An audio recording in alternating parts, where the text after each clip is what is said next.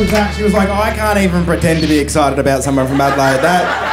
I'm not going to lie to these people. Good to be, everyone. I live in America now. I've been there for 7 months, and it's very nice to be home because I hate a lot about living in the United States. First of all, they don't have a drinking culture. I didn't realise I was an alcoholic until I went over there. Really, I was like having 6 beers a night, and they're like, are you okay? And I'm like, yeah. They're like, why are you drinking so much? I'm like, I don't know. Because I just fucking do. I didn't realise until I got home. I'm like, oh, we just blend in here. We're all fucking degenerates in this country. And it's fun to be home. I was blown away when I first got to the United States. I'm in LA on a Saturday night, and this is a conversation I overhear. This guy goes, hey, dude, do you want a beer? And his friend goes, no thanks, I'm sober. And the whole bar clapped. I was rocked. If you said that in Australia, you'd be punched in the head, wouldn't you? But in America, it's all about changing your life, and you can talk about yourself, you know. So someone goes, oh, I'm sober. And they're like, oh, new year, new you, okay. This guy's getting healthy, let's get him a smoothie. In Australia, if you're like, no beers for me, mate, I'm sober. Everyone goes, yeah, he's killed someone with his car, hasn't he? I wonder if it was a school zone. You know, they're the thoughts that I have. I start talking to this guy, I'm like, why are you sober and at a bar? And he's like, yeah, you know, you got to confront your demons, you know, and if it gets bad, you know, I just call my sponsor. And in America, when they've got a sponsor for drinking, it means they've got a problem. In Australia, when we've got a sponsor for drinking, it means we've gone professional. That's the little... I love those differences. Like in the States, I see a man riding a bike, I think fitness enthusiast. In Australia, I see a bloke in high-vis riding a bike, and I go, DUI. Hands down.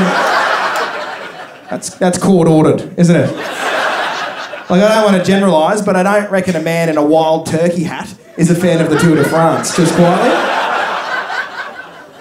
The whole American culture's very different, isn't it? They're very braggadocious. Like, Australia's got tall poppy syndrome, we quash people down. Hip-hop explains that as well, I think. Like, Aussie hip-hop is a guy being like, I don't have Chewy at the Creek, it was sick. And so on. Whereas American hip-hop is people who had nothing bragging about what they have now. That's where the whole game's gone to, isn't it? It's just people bragging about how they're rich. Cardi B, perfect example. Cardi just lists off everything she can buy now. Have you heard her new song, Money? She just goes, money, money, money, money, and then says what she can buy now that she has money. She's like, oh, I can get private jets, I can get diamonds, Gucci, Louis V, Balenciaga. But the weirdest part of the song, she goes, all my pajamas is leather. Every time I hear that, I'm like, you've done fucked up, mate. Why? That's a weird flex. What happened there? Like, clearly, she went to some store and the guy was like, we can sell this fuckhead anything. Cardi, now that you're rich, you'll be wanting the leather pajamas. It's a status symbol. Every rich person's wearing nothing but leather. And she's like, I didn't even know that there was such a thing as... I don't know why she's Filipino, but fucking know it. I didn't even know there was leather pajamas. But I want all of them. All leather. That's the weirdest part of the song. She's not getting one pair to try it out. So much does she want to seem rich, she's just fucked everything else off. No other fabric touches Cardi. We're led to believe that she's laying there night after night, if this song is to be true. No flannelette, silk, cotton, pleb shit. She's just in the most unbreathable fabric. Night after night, just laying there. Look at me, I made it. My pajamas are all leather, no matter the weather. So hot, she's got the sweatiest pussy known to man. She's got a crock pot down there. Her next song's going to be called Athlete's Box. I mean... And the grossest part of the song, she goes, I like morning sex. And I hear that and I'm like, yeah, I'm sure you enjoy it, but the guy who has to fuck you doesn't. I mean, he's got to peel those leather things off. The smell alone, Cardi.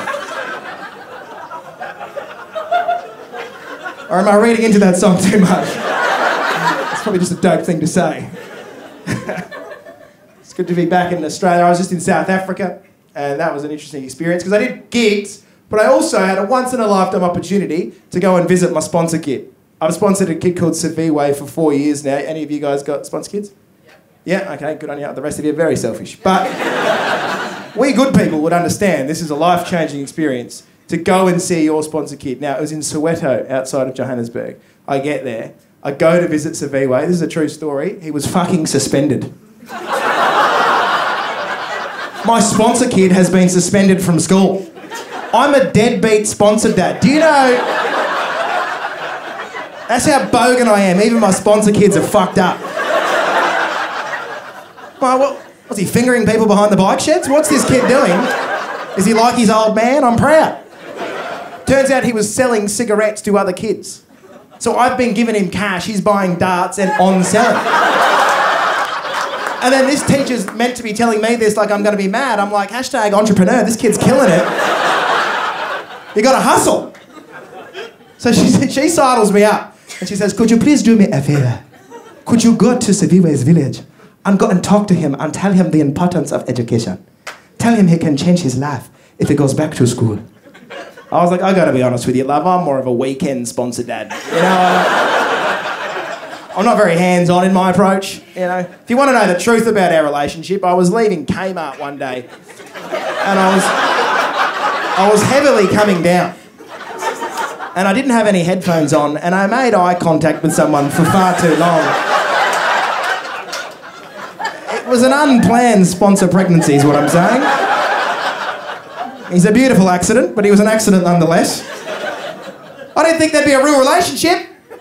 Here's what I thought happens. I thought I'd give $20 a month, I get a photo, I put it on the fridge, girls come over, I go, that's my sponsor kid, blowjob, the end. I didn't want to have to give any hard truths to Citywide. So I started getting frustrated. I do my research. I don't know if you guys know this, but when you sign up, you know the charity mugger, the chugger on the street who's working for the charity?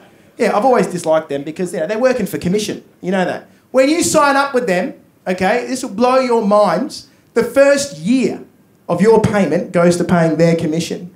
Only year 2, 3, 4 and onwards does any money actually go to the charity. Isn't that bad? Right, so instead of having a photo of Citywide on my fridge, I should have a photo of some Irish backpacker sitting there. People are like, who's that? I'm like, that's Siobhan, yeah. For just $2 a day, my family buys her shots of Sambuca for the weekend. And it's... There she is in Cairns. She won the wet t-shirt contest. Oh... We were so proud. I mean, so I come home, I've been away in America, I've been away in South Africa, you see a lot of big issues over there, get back to Australia. What's our big issue for young people? Pill testing. Yeah, everyone's freaking out about that. The young kids, the millennials, they want their pills tested because they're the weakest fucks to have ever lived. No, they are. I want to be safe when I do drugs. Fuck off, don't do them then. Honestly, how can they make drug taking so boring? Look, I understand they want to survive, but they're just not the right... Why don't you get your mum to try them for you first, mate? How about that? Go on. They're a funner generation, the parents. Just got some mum there like... Oh, yeah, Tyler, that's a good bag. Have fun at Falls, mate. There you go. Like, you can't give drugs to a generation of kids that grew up with a trampoline with padding on the side. All right? You can't do it. They haven't learnt the valuable lesson. You want to get high, you're going to get hurt. Okay? That's what makes it fun. Old people freak out about it. Old people are like, why do the kids even need drugs? Why do they need to take drugs? It's like, have you heard our music? Listen to some Cardi B and you're like, I need rat poison made in a bathtub. Thank you very much. And I don't mean to point out old people and say that they'll be boring. Everyone always does that, don't they? They see an old person and think, oh, why are you stopping us having fun? You know, why are you so conservative? But that's rubbish. That's ageism. Old people aren't boring. A lot of them are fucking great. My generation didn't invent fisting, did we? That was you, up the back, that way, yeah. You handed that down to us. And it was handed on down to you by your grandparents. That's a funny thought. Some grandparents have been fisted. I'm just giving it to you. Enjoy Christmas when you look at Nan. You're like, why is she hobbling? We never know. All I'll say is this. That generation was fun. I feel like my generation was fun. We didn't need pill testing. We didn't need a machine to pill test. It's a very simple procedure. Pill testing's been around forever. I used to test pills. Here's what you do. You buy 2. You give one to a friend you don't give a fuck about. That's the way you do it. And then you watch, don't you? You go, there you go, mate. That's on the house. Have fun. And you just watch him. He's like, eating his face like it's a sandwich. Now he's trying to root a tree. I'll have half. That's how you test a pill. Take half. Guys, it's been a lot of fun. Thanks very much. Good night.